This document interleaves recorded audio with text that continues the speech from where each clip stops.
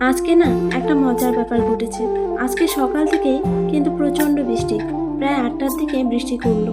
তোমরা তো সবাই কম বেশি জানো, এখন ধান রোপণ করার সময় ডাইরেক্ট তো আর ধান রোপণ করা যায় না, তার জন্য প্রসেস আছে।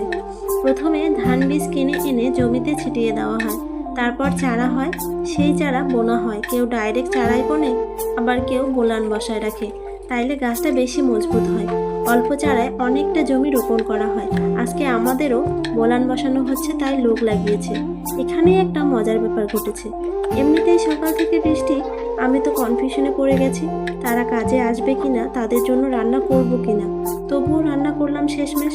কাজেও এসেছে তারা, কিন্তু আমার শ্বশুরমশাই কি করেছে, তাদেরকে বলে এসেছে তাদের জন্য আজকে রান্না করা হয়নি, তারা বাড়িতেই যেন খেয়ে নেয়। আর এদিকে আমি রান্না করে অপেক্ষা করে বসে আছি। তারপর বললাম ডেকে আনার জন্য, কিন্তু ততক্ষণে তারা বাড়িতে গিয়ে খেয়ে নিয়েছে। এখন এতগুলো ভাত আমি কি করি বলো তো? তাই রাতে আর ভাত রান্না করিনি, ভেন্ডি ভাজি করে মাছের তরকারি আর ডাল ছিল, তাই দিয়ে সবাই মিলে ঠান্ডা ভাত খেয়ে নিয়েছি। আজকে এতটুকুই, সবাই ভালো থেকো।